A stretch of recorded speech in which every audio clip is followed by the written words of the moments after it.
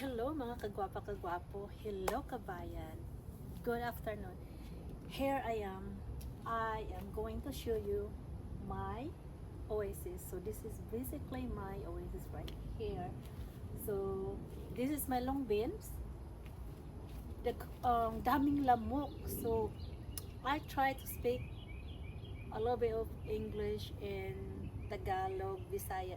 Kasi may nag-complain na um, lamok na pag nagbisaya hindi daw naintindihan, so kailangan magtagalog. So I try my best magtagalog, Bisaya, a little bit of English. So kung makalimutan lang maka-English, pero I'm not trying to be speaking more English, okay? Gusto ko magtagalog ay magbisaya talaga, pero magtagalog na lang ta. So morning. So morning po mga tsada-tsada. Okay, this is my happy. So anyway, so ito na. To, 'di ba ang ganda ng anong tawag doon? Hala, magbisaya na ako kaya hindi na ako hindi ko na alam kung anong Tagalog. Ay, giatay. So mo ni bye-bye kintay sa kuwang kuan for my upo. Okay, mo ni ako ang upo. Okay. Niya, ako ang patola. Unya, tapos yun mga long beans. Nag-harvest ako kaninang umaga. Hala, hindi nakita ng asawa ko. O, tingnan mo. Nag-harvest ako ng kaninang umaga dahil kami ay aalis. Ayaw kong malantaong magiging yung matanda ng kainin. So kinuha ko kaninang umaga.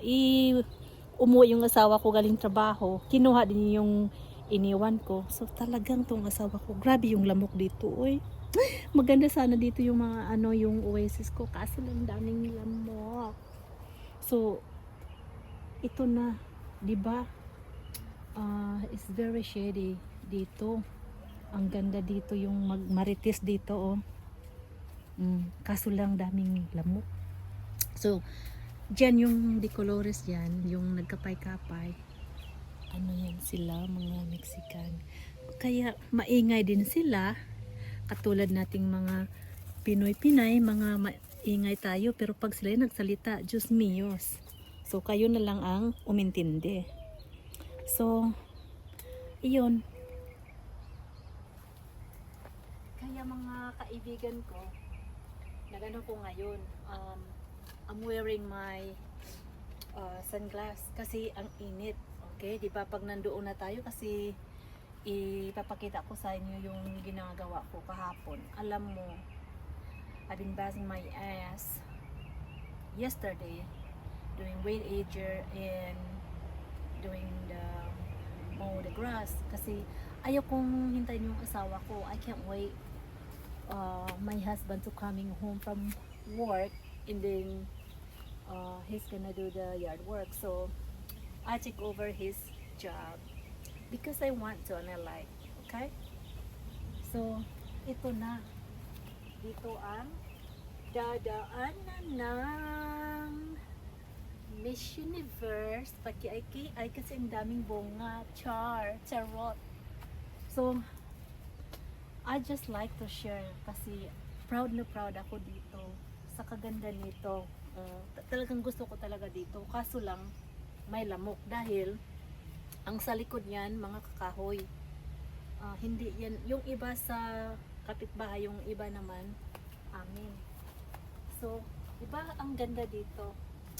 Ang ganda dito magmarites, mag-coffee, kain-kain kung ano, basta lang walang lamok. Pero baka may solusyon para mawala tong lamok, para makapagmarites ta dito. Char. Ang daming lamok. There's a lot of mosquitoes. I mean, they're trying to eat me alive, but I fight back, okay? Sinong namamatay? Hindi ako, sila. So, yun lang. I don't know. I need to plant something for mosquito around this area because I really love this area. It's shady all day long. Very nice area. So, tara na. I will show you around the backyard and see what I have. Makikita niyo yung mga bulaklak, more flowers, more blooming. So, tara na. Ay, lamok. Oh, dito pa, oh. May ano ko, jackfruit. Oh, more moringa, malunggay. Tapos yung banana, may tubo. Tapos kanina, ala, may hinog na naman. Oh, tingnan nyo. May hinog na naman. Nag-harvest ako kaninang umaga. Ang dami. So, parang ready na to. Ala. Oh, ito. Oh. Kakainin ko.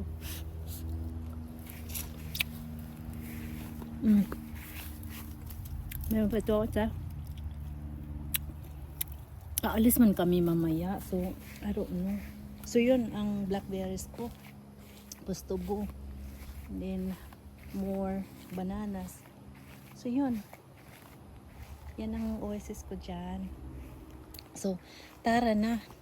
Punta tayo sa iyon. Susunugin namin next week. Kasi ready na tong susunugin. O yun, ang mga ano ko. Zinnias. Pero yung pader namin hindi pa hindi pa malinis, hindi pa siya tapos naglinis ng pader. So, excuse muna sa kadumihan ng pader namin. So, if you don't like it, you know what you do. Go away. So, dito naman banda. So, yun. Diba? Ang ganda ng mga bulaklak. Diba? Super ganda. Talaga. Super ganda.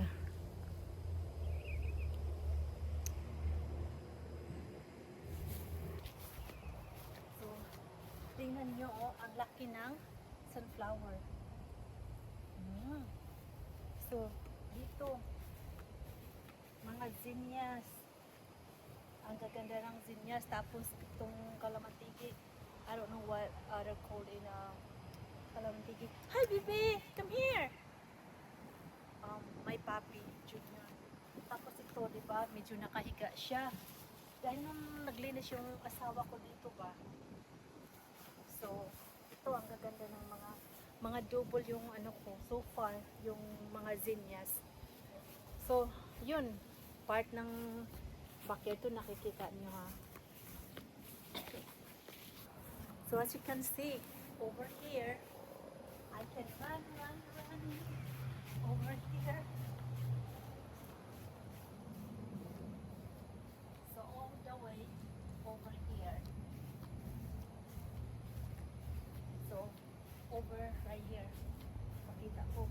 Basta yung kasumpay ng oasis ko. Tapos, libot dito yung ano ko, yung garden beds ko dito, yung rice boxes ko dito. So, ito na, doon na naman tayo sa kabila. As you can see, diba? Papakita ko sa yung mga bulaklak along the way the fence. So, ang init kaya ito, nag-sunglass si kagwapan. So, yun. Tapos, tara na sa kabila tayo. So, yun ang sinasabi ko sa inyo. More flowers. So, I did a weed yesterday. Tapos, I'm not completely finished on this project all the way there. I still gonna put more woody mix, just like this one, what I did over here. See, tingnan nyo kung ano siya kaganda. See, dito. So, yun ang naumpisahan ko. Right there, woody mix.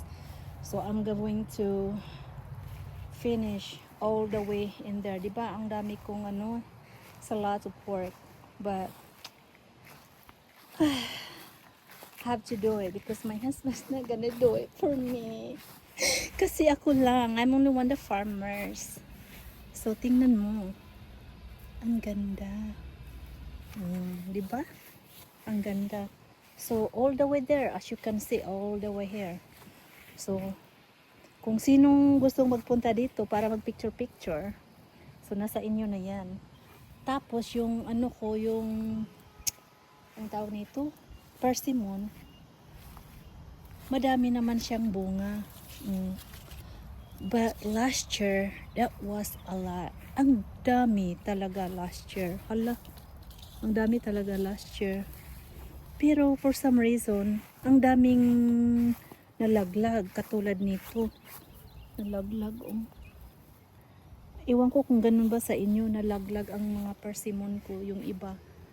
I mean, it's still a lot, but I compared last year, it was a lot last year. Pero yung squirrel really pissed me off. Kasi ano na lang siya, basta lang magpunta dito, kinuha yung mga bunga. Pero this year, didn't bother anymore. So I don't know why.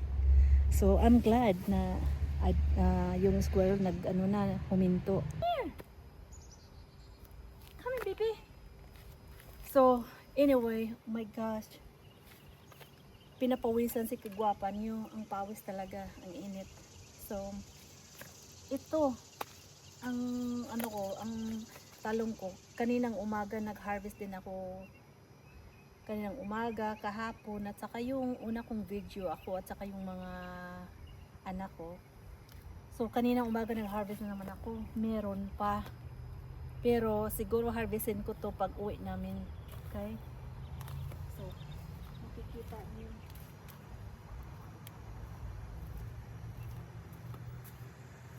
Ang daming nagpapasalamat na ako yung talong ko is super siya.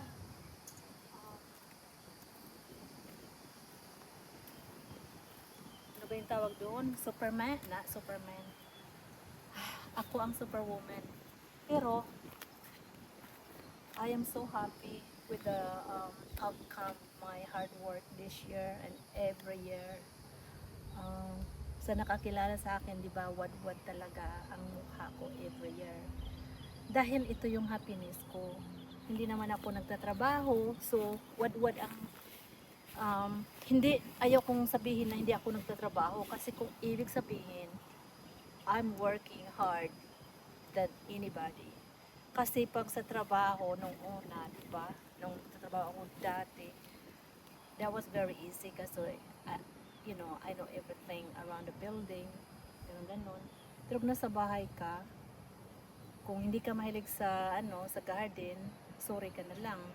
Katulad ko, hindi na nagtatrabaho, pero busy kaysa inyong nagtatrabaho. Nagtatrabaho ako dito, no? Kung ano nakikita nyo dito sa paligid, yun ang trabaho ko. Wala nga lang sweldo, pero free naman kung anong gusto kong bibilhin. So yun siguro ang sweldo ko. Dito pa ang part sa backyard, yung mini oasis ko. Ito sila, tinapon ko sila lahat. Ang tawag ko sa kanila is survivor. Kasi nabubuhay sila uli. So, inayos ko, di ba, ang ganda nila.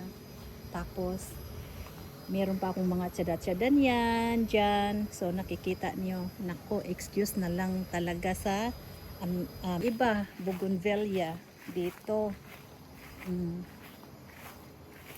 Meron akong white bouquet. Pasensya na lang kayo sa sa pader. Again, my husband, he's not completely finished to cleaning up the fence sa backyard. So, pasensya na kayo kung anong nakikita nyong dumi, yung makalat-kalat. Pasensya na kayo, okay? Kasi pag natapos na to, hala, anong nangyari sa guava ko? Ito yung guava ko. Anong nangyari? So, yun. Diba, ang dami ko pang project. Hindi nyo lang alam. I have a lot of things to finish. But, my face sometimes, when I get some invitation, yung mukha ko, I said, okay, there's more food on that party. So, because of the food, yung kagwapan nyo, go. It's not all the time, pero alam mo na, pag party, palakain yung kaibigan yung kagwapa. course, hindi ako nahiya, no? Ba't ako mahiya sa inyo? See, tingnan nyo. Ang dami pang, ito pa yung ano ko, tawag nito, espada sa atin, ano sa Tagalog, diba? Yung mga bunga, oh. Ito pa. Papakita ko lang to sa inyo. Tapos yung ano, ito jalapeno. Tapos yan. O diba ang ganda niya, para siyang Christmas tree na may icicles. Tapos yan. More. Hala, hindi nakita ng asawa ko yung mga hinog ng ano. Ito. Ang lalaki pa naman. Hindi nakikita. Hindi nakikita niya. Diba nakakuha ako? See? Ang dami pa. Kaso hindi ko sila hinarvest lahat-lahat. So yun. Ito. Yan. Nakikita niyo, hindi pa masyadong malinis yung pader. So pasensya na kayo kung anong nakikita niyo. Kasi ang nakikita niyo, what you say is what you get. So, iyon lang ang papakita ko sa inyo. Tapos yan. Diba? Nakikita niyo yung happiness ko dito. So now, we're at the front of the house. So, papakita ko na naman niyo kung ano ang improvement dito. Yung mga bougainvillea ko, namumulaklak naman sila, pero hindi gaanong bulaklak. Pero at least, sige-sige pa sila. Tapos yung mga ano ko, yung tawag dito, sunflower, papakita ko sa inyo mamaya. I'll show you later on closer. So, ito, part of the front in our house. So at least today is a little bit breezy. So it is hot but it's breezy. It's a good thing. So papakita ko sa inyo all the way in there yung ano, yung mga roses. Tingnan nyo, they are going crazy. They're blooming like crazy. Basta sunod-sunod lang kayo para makikita. Here is my bed of roses. So again, excuse ha kung anong makikita niyo yung kadumihan. So, papakita ko sa inyo. Yung iba, I don't understand why my zinnia is dead. Why my zinnia is dead? Wala namang, I don't know. Ang gaganda pa naman nila, pero I will save their seeds. See, yung iba hindi, pero ito lang siya. I don't understand why. Diba, ang gaganda pa naman nilang ano, double petals. Mga double petals sila. Pero ito namatay. Tapos, yeah, see? Ang dami kong ano dito. Pero hindi ko nagupit yung mga patay, oh. Kasi ang init nga. I-tsada-tsada sa labas. So yun, papakita ko lang to sa inyo. Yung ganun. Tapos, yan see, natamaan yung sanga kahapon nung naglinis ako. So kun, yun na lang. Diba, kinuha ko na lang yung sanga galing dyan. So, yun. Ang part ng bed of roses. Kay Casey's bed of roses. So, more over here. So, as you can see, this is my happiness. I am very busy every day with my garden. So, if someone texts me or call me and I can't get to my phone or respond your call or text because my face is over here. Okay, so that is clear, and hopefully you understand and you won't see that I ignored your call or text because nandito lang sa kagwapan niyo, oh. Diba? I am so proud of my baby bromelias. They're very decolores and colors. So I changed the layout on my front yard. So I put new teal color pots. So kung nag-ano kayo doon, umuupo kayo doon, nakikita na yung mga beauty nyo. So before that wasn't like that the layout. So I changed again. So yun lang, 'di ba? Yun lang ang i-share ko sa inyo. Pakita ko sa inyo kung ano ang trabaho ng kagwapa nyo. So as I told you earlier, I will go get closer to my sunflowers. Tingnan nyo, diba? Ang gaganda ng sunflower. Ito naman another better process, pero mga knockout dito. Kahit mag-winter, kalamig, nag-bloom pa rin sila. Pero sa lahat ng mga double petals na zinnias ko, ito ang pinakaiba sa lahat. 'Di ba? Iba yung niya, yung petals niya. Tingnan mo. Iba. Kaya I will save definitely these seeds for next year. So, yun lang, 'di ba? Yung kapitbahay namin, si Miss Linda, single, who's looking for to mingle. So, yun lang. So, mag-chow na tayo. May pala dito kung may dalawa kong rubber tree.